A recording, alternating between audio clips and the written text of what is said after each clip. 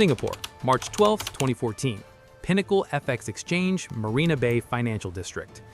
You're looking at Southeast Asia's largest Forex trading floor, 180,000 square feet, 2,400 terminals, $47 billion daily volume. And right now, someone is about to drain it dry. The interesting part? The firm will personally invite him to do it. His name is Victor Kane, Singaporean property tycoon, self-made, net worth north of 8 figures, loves 50-to-1 leveraged USD JPY options the way others love oxygen. At 9:14 a.m., his phone rings.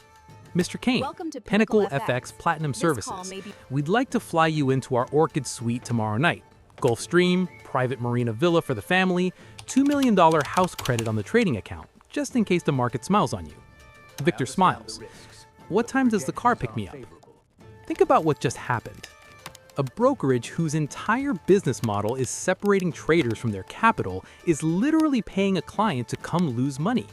They're so sure of their algorithms, they'll send a private jet, stock the villa fridge with 1982 Krug, and keep $2 million cash on tap.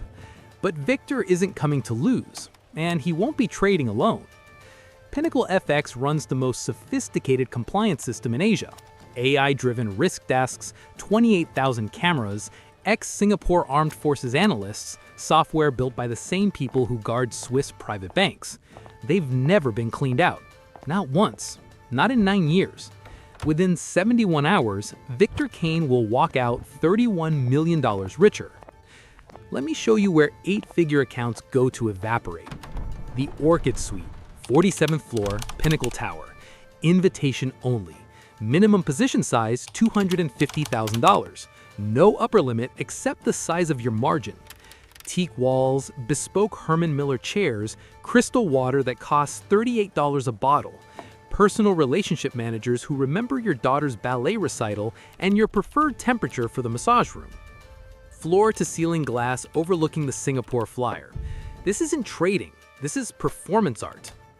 The suite runs 24/7. Dealers, no, execution specialists, are the sharpest in the region. Everything engineered to make you feel invincible, while the house quietly grinds you down. Pinnacle assigns Victor a dedicated platinum handler. Her only job, keep him trading, keep him happy, keep him leveraged.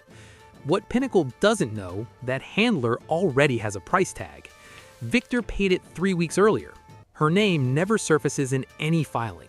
Pinnacle terminated her at 4:17 p.m. the same day Victor was banned and buried the HR record. We'll call her Rachel. For 4 months, Rachel had been mapping everything. Camera blind spots, shift rotations, server rack locations. She wasn't just pouring Dom Pemperine, she was reconnaissance. And she found the flaw. Pinnacle's compliance system uses 4K cameras bolted above every risk desk monitor, plus direct feeds from the volatility forecasting engine. Those feeds can read a 0.03% implied vol spike from 60 feet away. They stream wirelessly on a dedicated 5.8 GHz band with WPA3 enterprise encryption. Everything lands in the compliance war room where ex-commandos watch 120 screens at once. But one detail Pinnacle missed. The entire stream is not air-gapped. It rides the same mesh network as the guest Wi-Fi for seamless client experience. Anyone with the right SSID, the right EAP TLS certificate, and the right radius shared secret could mirror every feed the risk team sees. Rachel slipped Victor those 3 pieces of data on a micro SD card hidden inside a complimentary Mont Blanc pen. He already had the man to use them. Somewhere in a rented Ju Chiat shop house, a 23-year-old sits in front of 3 32-inch monitors, computer engineering dropout, wires everywhere. He's looking at camera 817, ORCHID Suite Terminal 14, Crystal 4K. Camera 819, overhead on the risk desk, showing the exact volatility curve Pinnacle's own algos are pricing right now. Camera 2021, wide shot of Victor's entire position ladder. The hacker sees everything the compliance team sees, but he's hunting profit, not problems. The plan is surgical. 1. Victor sits at Terminal 14, ORCHID Suite. 2. Hacker watches mirrored feeds from 4 kilometers away. 3. Hacker sees the hidden 30-second ahead volatility forecast before Victor commits. 5. Hacker whispers into Victor's custom 0.8mm flesh tone earpiece. Victor executes. Buy call, sell put, double down, flatten, whatever the signal says. In leveraged Forex options, knowing the house's own forecast gives a 94% directional edge. You stop trading, you start printing. But now comes the art. Victor must win $31 million without looking like a robot. Too many perfect strikes, suspicious. Too steady, suspicious. He has to look like the luckiest man alive, not the best informed. March 13th, 8:29 p.m. Victor settles into the buttersoft chair, orders a 2004 Yamazaki, chats with the execution specialist about the F1 race. Starts with $120,000 to $180,000 positions. Wins some, loses some. Perfect camouflage. In his right ear, a calm, delayed 180 millisecond voice feeds him the oracle. At 9:47 p.m., the first big signal. Edge confirmed, triple size. Victor slides $720,000 into a 50x call on Euro GBP. The market shows him a textbook losing setup. Basic model screamed flatten. Voice says hold through the spike. He holds. Volatility curve, visible only on the hacked feed, flips exactly as predicted. Euro spikes 41 pips. Victor banks $720,000. Compliance zooms in, reviews. Looks normal. Lucky maybe, not impossible. Pattern established. Small, small, then one surgical kill. Hours roll. By 2:12 a.m., he's up $2.8 million. Then silence. Earpiece flatlines. Victor has $194,000 riding on a short USD SGD position. No signal. Blind.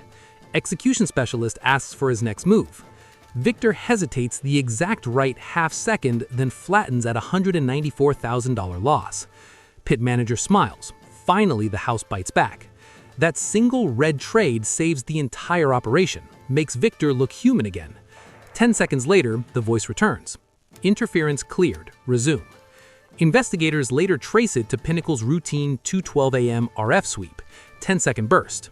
Enough to nearly torpedo $31 million and enough to make the whole night bulletproof. Over 11 hours, Victor executes 320 total positions. 8 of them are God tier.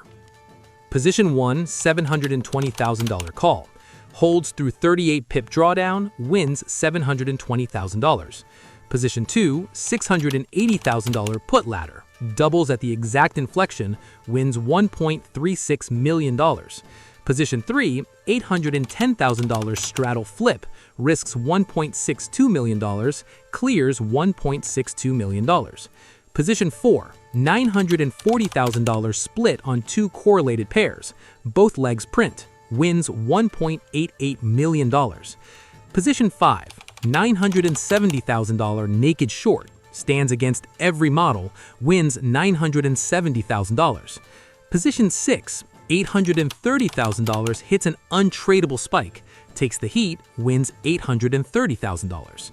Position 7, $880,000 double down, risks $876,000, perfect fill, wins $876,000. Position 8, $1.05 million final hammer, risks $2.1 million. Market dies exactly as forecast, wins $2.1 million. Headline 8, $10.24 million. But the real engine is the 312 ordinary positions at average $410,000 size. The 9% edge, quiet, relentless, grinds another $20.76 million. Total verified, $31 million exactly. By 7:31 a.m., Victor Kane is officially the greatest Forex 7th in Singapore history. Unofficially, the cleanest systems hack Pinnacle has ever suffered. In the compliance war room, analyst Wei Jun, 12 years watching screens, leans forward. Pull every ticket on Terminal 14, last 11 hours, flag anything over $600,000. He watches, rewinds, cross-checks order flow signatures. Everything clean. Then the tell. Victor keeps brushing his right ear, casual, like adjusting an earbud, but he's using the house-provided noise-canceling headset on his left ear. Wei Jun zooms frame by frame. There, tiny beige disc in the canal. He pulls network logs. Unauthorized mirror session from external IP, not inside the building, outside. Someone drank straight from Pinnacle's $62 million compliance vein. Wei Jun grabs the phone. Wake the head of risk. Wake the CEO. We have a problem. 6 a.m. Victor's account frozen. 6:14 a.m. 4 plainclothes ex-commandos at the villa door. The knock is polite but final. Victor is mid-celebration with his wife and 2 kids. Private jet back to Sentosa already booked. New penthouse deposit ready. He opens the door. 4 men in dark suits. Mr. Kane, we need you downstairs. Irregularity on your session. Wife's face drains. What's wrong? Victor, ice calm. Of course, let me grab my jacket. They take him to a soundproof room on the 3rd floor. No handcuffs, not yet. Mr. Kane, we counted 8 positions that defied every probability model. We found the earpiece. We found the external mirror feed. Care to explain? Victor says nothing. He was coached. Deny. Lawyer. Brilliant detail. He never clicked withdraw. The $31 million still sits in the house ledger. Technically Pinnacle's money until he requests payout. Am I under arrest?